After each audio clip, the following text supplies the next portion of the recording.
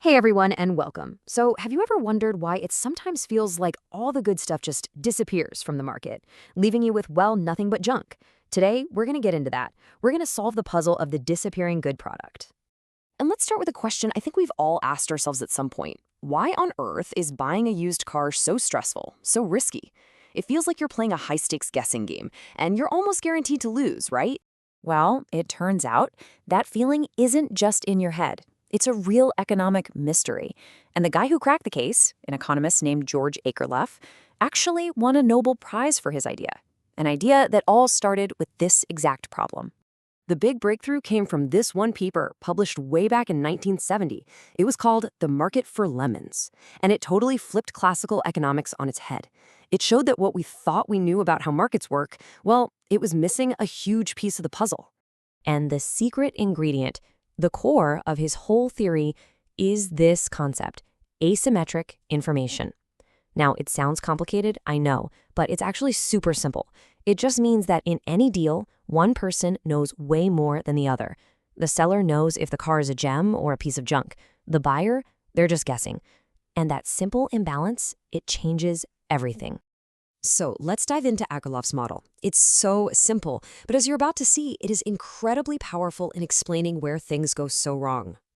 Okay, so Akerlof basically split the used car market into just two camps. On one side, you have the peaches. These are the good ones, the reliable, high-quality cars, and the seller knows it's a great car. Then on the other side, you have the lemons. You know them, the duds, the ones that are constantly in the shop. And again, the seller knows exactly what they're selling. And this right here, this is the whole problem in a nutshell. It's the information gap. The seller has all the cards. They know if it's a peach or a lemon.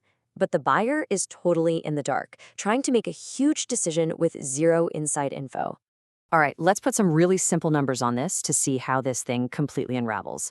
Let's say if a buyer knew for sure, 100%, that they were getting a peach, they'd be happy to pay $2,000 for it. That's what it's worth. And on the flip side, if they knew for a fact they were about to buy a lemon, they'd only be willing to shell out maybe $1,000. Seems pretty reasonable. But here's the kicker. This is the real aha moment. As a buyer, you can't tell the difference just by looking at them on the lot. So what do? You play it safe. You offer a price that's somewhere in the middle, based on the average quality of all the cars out there. So if you think it's a 50-50 shot, you offer $1,500. And that one simple number, that $1,500 offer, is what triggers a market death spiral. Akerlof called it the adverse selection spiral. Just think it through. The buyer offers $1,500. Who takes that deal? The lemon seller. They are ecstatic. They're getting $500 more than their car is actually worth. But what about the peach seller? No way. They're not selling a $2,000 car for $1,500, so they take their good car and go home. And suddenly, what's left on the market? Mostly lemons. The average quality plummets, and the whole market starts to collapse. Now, what's so incredible about this is that it has almost nothing to do with cars specifically. This lemons problem is absolutely everywhere. It's lurking in pretty much any market where one side knows more than the other. Seriously, think about it. Health insurance, you know way more about your health than the insurance company does. The job market, you know your own skills and work ethic way better than a potential boss. Getting a loan, hiring a contractor, the list goes on and on. Let's just stick with health insurance for a second, because it's a perfect example. If an insurer sets premiums based on the average person's health risk, who finds that price too high? The healthy people, the beaches. So they drop out. That leaves a pool of sicker, more expensive people, the lemons, which forces the insurer to jack up prices even more, which pushes even more healthy people out. It's the exact same death spiral. So, okay, if this problem is so destructive, you got to be asking, well, then why do these markets even exist at all? And that is a great question. The answer is that markets are smart. They evolve, and over time, they've developed some really clever ways to fight back and bridge that information gap. And these solutions really fall into two big buckets. On one side, you have signaling. This is when the person with the information, the seller, does something to prove they have a high-quality product. The trick is, it has to be something that's too expensive or difficult for a lemon seller to copy.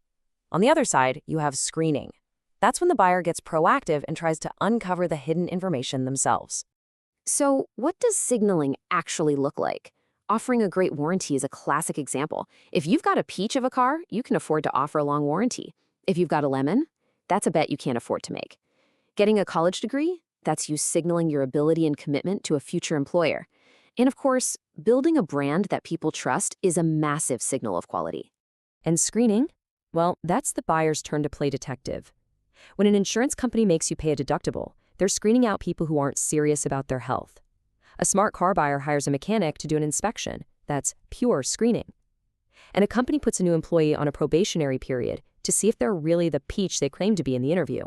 So let's zoom out for a second. How did this idea, something that started with used cars, become so huge that it changed the entire field of economics? Let's talk about its legacy. You know, the story of this idea is almost as wild as the idea itself. When Akerlof first submitted this paper in 1970, it was rejected multiple times. The journals actually called it too trivial. Can you even imagine? But it didn't stay trivial for long. It became the bedrock for a whole new field of economics. And in 2001, Akerlof and two of his colleagues were awarded the Nobel Prize. And this isn't just some dusty academic theory. This thinking has had a huge impact on real-world policies that affect all of us. The whole idea behind mandatory health insurance is to stop that adverse selection death spiral. Laws that force companies to be more transparent with their finances, or even the lemon laws that protect car buyers, they're all direct responses to the problem Akerlof pointed out.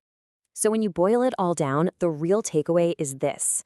Akerlof's work did way more than just explain a weird quirk in the car market. It fundamentally changed economics by proving that information, who has it and who doesn't, isn't just a detail. It's one of the most powerful forces that shapes how our world actually works. So I'll leave you with this. Now that you have this new lens to look at the world, now that you know the signs, where do you see lemons hiding out there in plain sight? Think about it.